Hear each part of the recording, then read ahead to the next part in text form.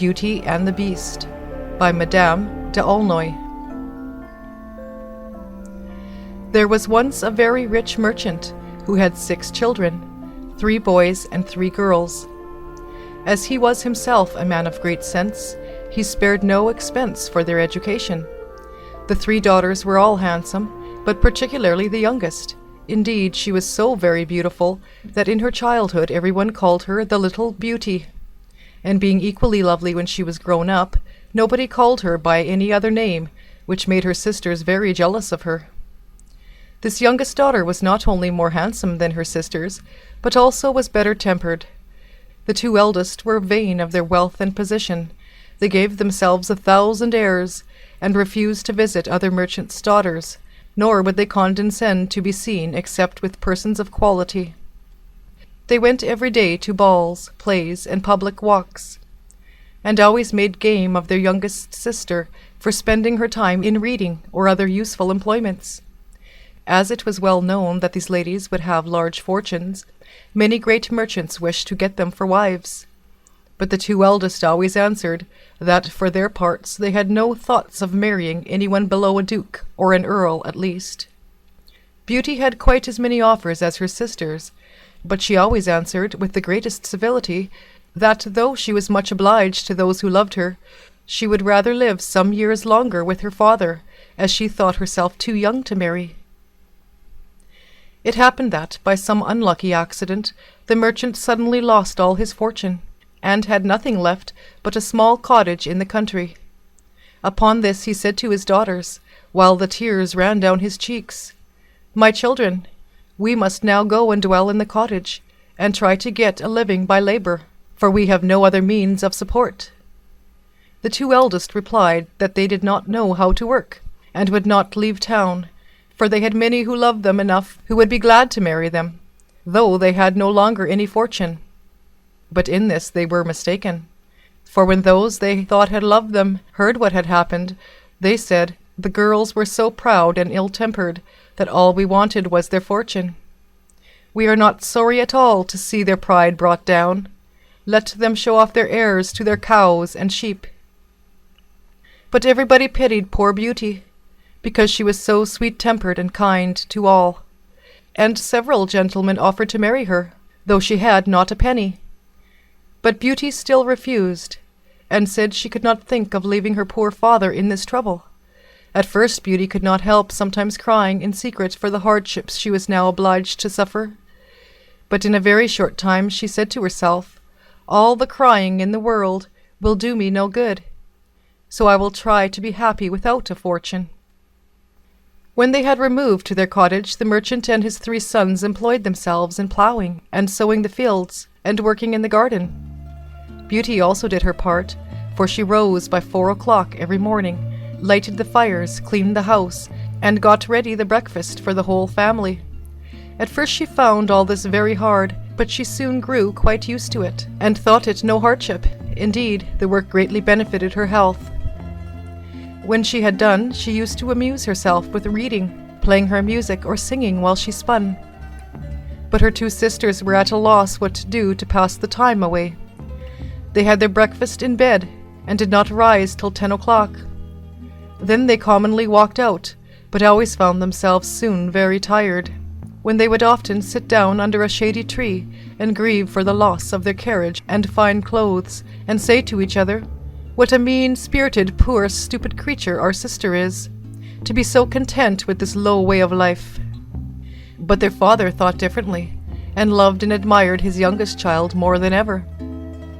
After they lived in this manner for about a year, the merchant received a letter, which informed him that one of his richest ships, which he thought was lost, had just come onto port. This news made the 2 eldest sisters almost mad with joy, for they thought they should now leave the cottage and have all their finery again. When they found that their father must take a journey to the ship, the 2 eldest begged he would not fail to bring them back some new gowns, caps, rings, and all sorts of trinkets. But Beauty asked for nothing, for she thought in herself that all the ship was worth would hardly buy everything her sisters wished for. "Beauty," said the merchant, "how comes it that you ask for nothing? What can I bring you, my child?" "Since you are so kind as to think of me, dear father," she answered, "I should be glad if you would bring me a rose, for we have none in our garden." Now Beauty did not indeed wish for a rose, nor anything else, but she only said this that she might not affront her sisters. Otherwise they would have said she wanted her father to praise her for desiring nothing. The merchant took his leave of them and set out on his journey. But when he got to the ship, some persons went to law with him about the cargo, and after a deal of trouble he came back to his cottage as poor as he had left it. When he was within 30 miles of his home, and thinking of the joy of again meeting his children, he lost his way in the midst of a dense forest. It rained and snowed very hard, and, besides, the wind was so high as to throw him twice from his horse. Night came on, and he feared he should die of cold and hunger, or to be torn to pieces by the wolves that he heard howling round him. All at once he cast his eyes toward a long avenue, and saw at the end a light, but it seemed a great way off. He made the best of his way toward it, and found that it came from a splendid palace, the windows of which were all blazing with light. It had great bronze gates, standing wide opened, and fine courtyards, through which the merchant passed, but not a living soul was to be seen. There were stables, too, which his poor starved horse, less scrupulous than himself, entered at once, and took a good meal of oats and hay. His master then tied him up and walked toward the entrance hall, but still without seeing a single creature. He went on to a large dining parlour, where he found a good fire and table covered with some very nice dishes, but only one plate, with a knife and fork.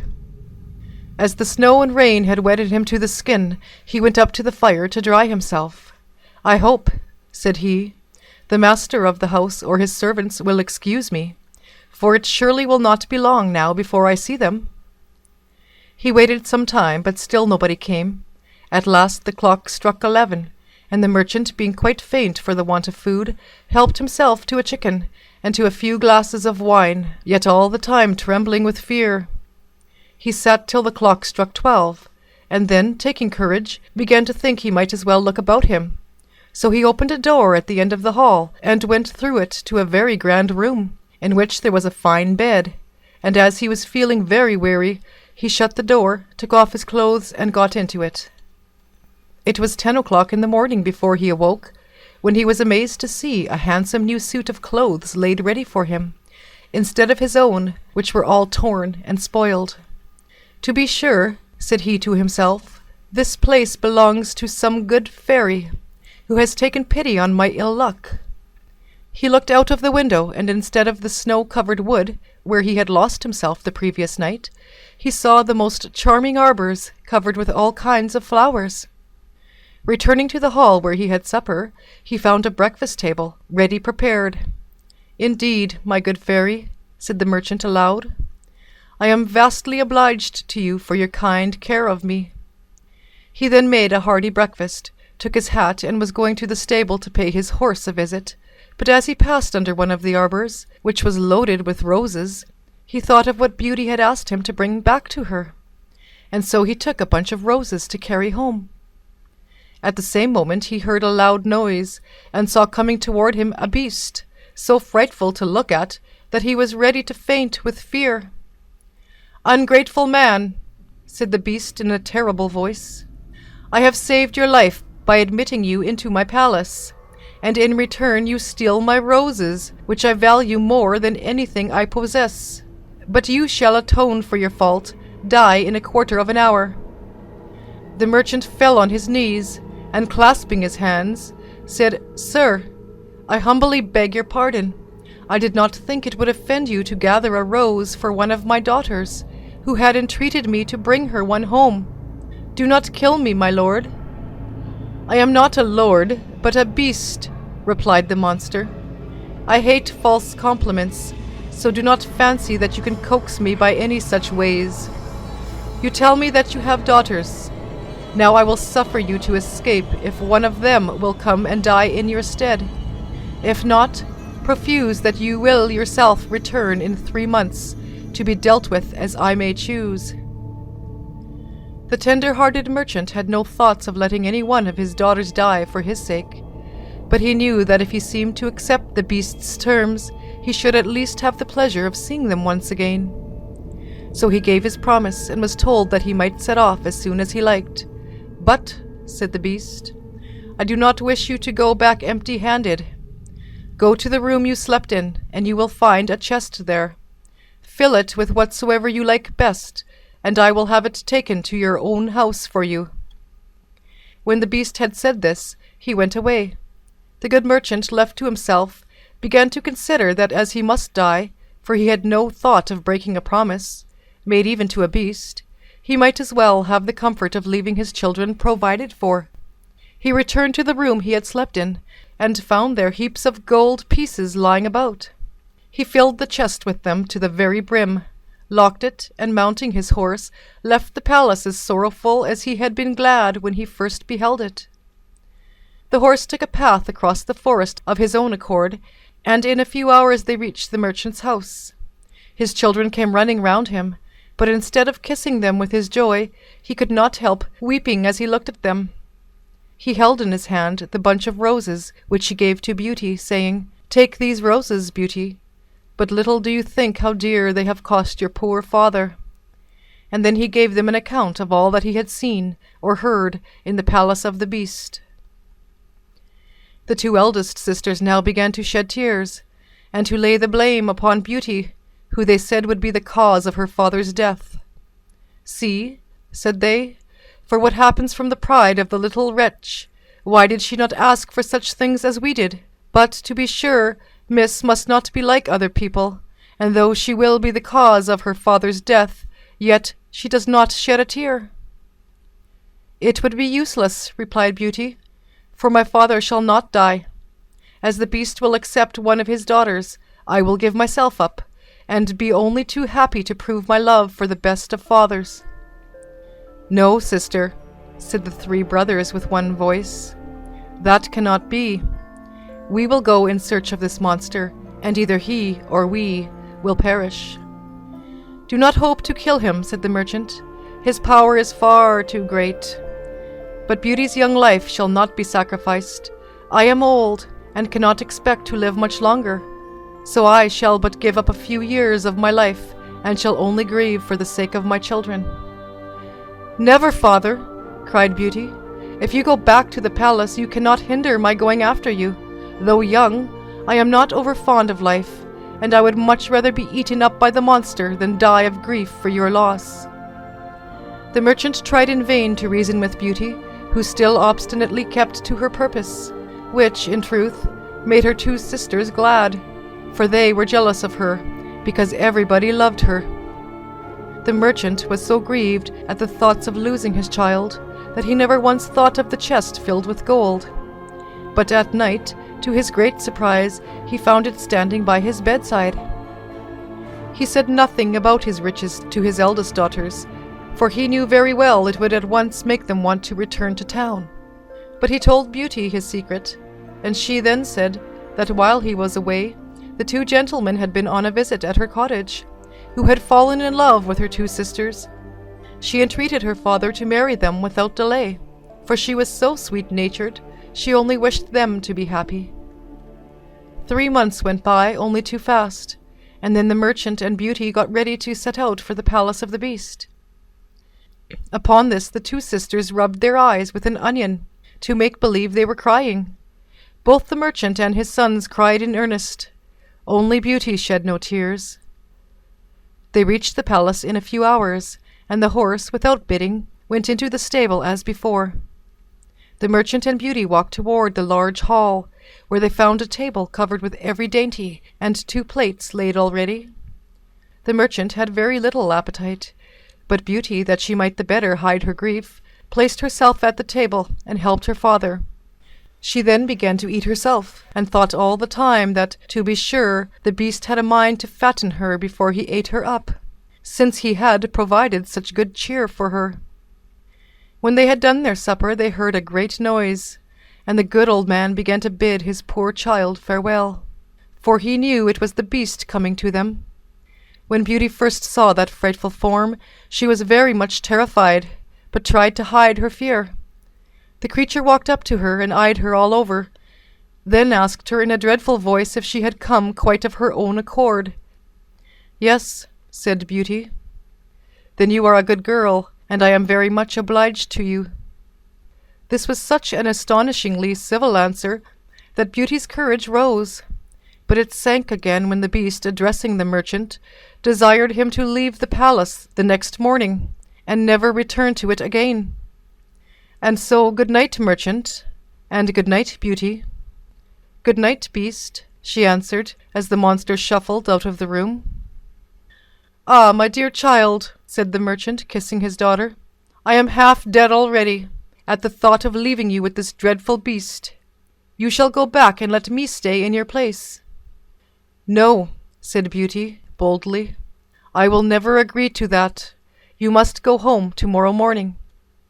They then wished each other good night and went to bed, both of them thinking they should not be able to close their eyes. But as soon as ever they had lain down, they fell into a deep sleep, and did not awake till morning. Beauty dreamed that a lady came up to her, who said, "I am very much pleased, Beauty, with the goodness you have shown, in being willing to give your life to save that of your father. Do not be afraid of anything. You shall not go without a reward."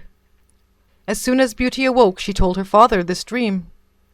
But though it gave him some comfort, he was a long time before he could be persuaded to leave the palace. At last Beauty succeeded in getting him safely away. When her father was out of sight, poor Beauty began to weep sorely.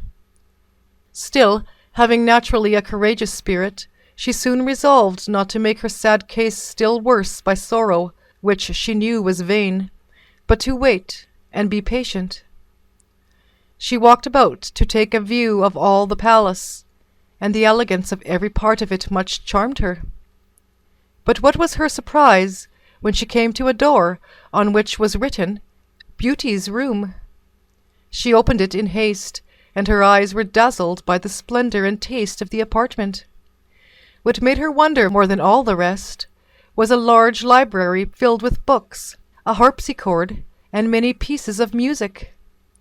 "The beast surely does not mean to eat me up immediately," she said, "since he takes care I shall not be at a loss how to amuse myself."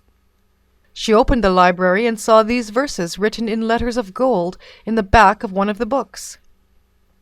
"Beauteous lady, dry your tears. Here's no cause for sighs or fears. Command as freely as you may, for you command, and I obey."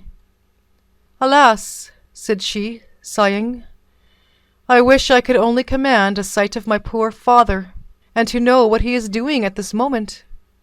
Just then, by chance, she cast her eyes upon a looking-glass that stood near her, and in it she saw a picture of her old home, and her father riding mournfully up to the door. Her sisters came out to meet him, and although they tried to look sorry, it was easy to see that in their hearts they were very glad. In a short time all this picture disappeared, but it caused Beauty to think that the beast, besides being very powerful, was also very kind. About the middle of the day she found a table laid ready for her, and a sweet concert of music played all the time she was dining, without her seeing anybody. But at supper, when she was going to seat herself at the table, she heard the noise of the beast, and could not help trembling with fear. "Beauty," said he, "will you give me leave to see you sup?" "That is as you please," answered she, very much afraid. "Not in the least," said the beast. "You alone command in this place. If you should not like my company, you need only say so, and I will leave you at that moment. But tell me, Beauty, do you not think me very ugly?" "Why, yes," said she, "for I cannot tell a falsehood. But then I think you are very good." "Am I?" sadly replied the beast. "Yet besides being ugly, I am also very stupid. I know well enough that I am but a beast." "Very stupid people," said Beauty, "are never aware of it themselves." At which kindly speech the beast looked pleased, and replied, not without an awkward sort of politeness, "Pray do not let me detain you from supper, and be sure that you are well served. All you see is your own, and I should be deeply grieved if you wanted for anything." "You are very kind, so kind that I almost forgot you are so ugly," said Beauty earnestly. "Ah, yes," answered the beast with a great sigh. "I hope I am good-tempered, but still I am only a monster. There is many a monster who wears the form of a man. It is better of the two to have the heart of a man and the form of a monster." "I would thank you, Beauty, for this speech, but I am too senseless to say anything that would please you," returned the beast in a melancholy voice. And altogether he seemed so gentle and so unhappy that Beauty, who had the tenderest heart in the world, felt her fear of him gradually vanish. She ate her supper with a good appetite, and conversed in her own sensible and charming way, till at last, when the beast arose to depart, he terrified her more than ever by saying abruptly in his gruff voice, "Beauty, will you marry me?" Now Beauty, frightened as she was, would speak only the exact truth. Besides, her father had told her that the beast liked only to have the truth spoken to him. So she answered in a very firm tone, "No, beast." He did not get into a passion or do anything but sigh deeply and depart. When Beauty found herself alone, she began to feel pity for the poor beast. "Oh," said she, "what a sad thing it is that he should be so very frightful, since he is so good-tempered." Beauty lived 3 months in this palace very well pleased. The beast came to see her every night, and talked with her while she supped. And though what he said was not very clever, yet, as she saw in him every day some new goodness, instead of dreading the time of his coming, she soon began continually looking at her watch, to see if it were 9 o'clock, for that was the hour when he never failed to visit her. One thing only vexed her, which was that every night before he went away, he always made it a rule to ask her if she would be his wife, and seemed very much grieved at her steadfastly replying no. At last one night she said to him, "You wound me greatly, beast, by forcing me to refuse you so often. I wish I could take such a liking to you as to agree to marry you, but I must tell you plainly that I do not think it will ever happen. I shall always be your friend, so try to let that content you." "I must," sighed the beast, "for I know well enough how frightful I am, but I love you better than myself. Yet I think I am very lucky in your being pleased to stay with me. Now promise, Beauty, that you will never leave me." Beauty would almost have agreed to this, so sorry was she for him, but she had that day seen in her magic glass, which she looked at constantly, that her father was dying of grief for her sake. "Alas," she said, "I long so much to see my father, that if you do not give me leave to visit him, I shall break my heart." "I would rather break mine, Beauty," answered the beast. "I will send you to your father's cottage. You shall stay there, and your poor beast shall die of sorrow." "No," said Beauty, crying. "I love you too well to be the cause of your death. I promise to return in a week. You have shown me that my sisters are married, and my brothers are gone for soldiers, so that my father is left all alone. Let me stay a week with him." "You shall find yourself with him tomorrow morning," replied the beast. "But mind, do not forget your promise. When you wish to return, you have nothing to do but to put your ring on a table when you go to bed." "Goodbye, Beauty." The beast sighed as he said these words, and Beauty went to bed very sorry to see him so much grieved. When she awoke in the morning, she found herself in her father's cottage. She rang a bell that was at her bedside, and a servant entered. But as soon as she saw Beauty, the woman gave a loud shriek, upon which the merchant ran upstairs. And when he beheld his daughter, he ran to her, and kissed her 100 times. At last Beauty began to remember that she had brought no clothes with her to put on, but the servant told her she had just found in the next room a large chest full of dresses, trimmed all over with gold, and adorned with pearls and diamonds. Beauty, in her own mind, thanked the beast for his kindness, and put on the plainest gown she could find among them all. She then desired the servant to lay the rest aside, for she intended to give them to her sisters. But as soon as she had spoken these words, the chest was gone, out of sight in a moment. Her father then suggested perhaps the beast chose for her to keep them all for herself. And as soon as he had said this, they saw the chest standing again in the same place. While Beauty was dressing herself, a servant brought word to her that her sisters were coming with their husbands to pay her a visit. They both lived unhappily with the gentleman they had married. The husband of the eldest was very handsome, but was so proud of this that he thought of nothing else from morning till night, and did not care a pin for the beauty of his wife. The second had married a man of great learning, but he made no use of it, except to torment and affront all his friends, and his wife more than any of them. The two sisters were ready to burst with spite when they saw Beauty dressed like a princess, and looking so very charming. All the kindness that she showed them was of no use, for they were vexed more than ever when she told them how happy she lived at the palace of the Beast. The spiteful creatures went by themselves into the garden, where they cried to think of her good fortune. "Why should the little wretch be better off than we?" said they. "We are much handsomer than she is."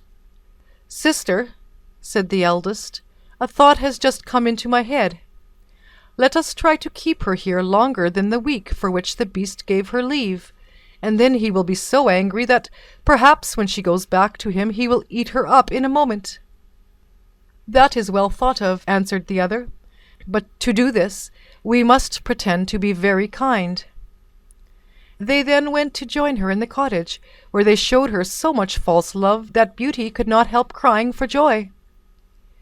When the week was ended, the two sisters began to pretend such grief at the thought of her leaving them that she agreed to stay a week more. But all that time Beauty could not help fretting for the sorrow that she knew her absence would give her poor Beast, for she tenderly loved him, and much wished for his company again. Among all the grand and clever people she saw, she found nobody who was half so sensible, so affectionate, so thoughtful, or so kind. The 10th night of her being at the cottage, she dreamed she was in the garden of the palace, that the Beast lay dying on a grass plot, and with his last breath put her in mind of her promise, and laid his death to her forsaking him. Beauty awoke in a great fright, and she burst into tears. "Am not I wicked," said she, "to behave so ill to a beast who has shown me so much kindness? Why will I not marry him? I am sure I should be more happy with him than my sisters are with their husbands.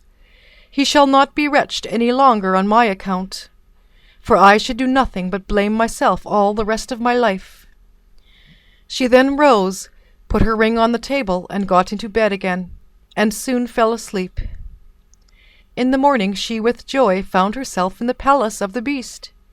She dressed herself very carefully, that she might please him the better, and thought she had never known a day pass away so slowly. At last the clock struck 9, but the Beast did not come. Beauty, dreading lest she might truly have caused his death, ran from room to room, calling out, "Beast! Dear Beast!" But there was no answer. At last she remembered her dream, rushed to the grass plot, and there saw him lying apparently dead beside the fountain. Forgetting all his ugliness, she threw herself upon his body, and finding his heart still beating, she fetched some water and sprinkled it over him, weeping and sobbing the while. The Beast opened his eyes. "You forgot your promise, Beauty, and so I determined to die, for I could not live without you. I have starved myself to death, but I shall die content, since I have seen your face once more." "No, dear Beast," cried Beauty passionately. "You shall not die. You shall live to be my husband. I thought it was only friendship I felt for you, but now I know it was love." The moment Beauty had spoken these words, the palace was suddenly lighted up, and all kinds of rejoicings were heard around them, none of which she noticed, but hung over her dear Beast with the utmost tenderness. At last, unable to restrain herself, she dropped her head over her hands, covered her eyes, and cried for joy. and when she looked up again, the beast was gone. In his stead she saw at her feet a handsome, graceful young prince, who thanked her with the tenderest expressions for having freed him from enchantment. "But where is my poor beast? I only want him and nobody else," sobbed Beauty. "I am he," replied the prince. "A wicked fairy condemned me to this form, and forbade me to show that I had any wit or sense till a beautiful lady should consent to marry me. You alone, dearest Beauty, judged me neither by my looks nor my talents, but by my heart alone. Take it then, and all that I have besides, for all is yours." Beauty, full of surprise, but very happy, suffered the prince to lead her to his palace, where she found her father and sisters, who had been brought there by the fairy lady whom she had seen in a dream the first night she came. "Beauty," said the fairy, "you have chosen well, and you have your reward, for a true heart is better than either good looks or clever brains. As for you, ladies," she said, turning to the two eldest sisters, "I know all your ill deeds, but I have no worse punishment for you than to see your sister happy. You shall stand as statues at the door of her palace, and when you repent of and have amended your faults, you shall become women again. But, to tell you the truth, I very much fear you will remain statues forever."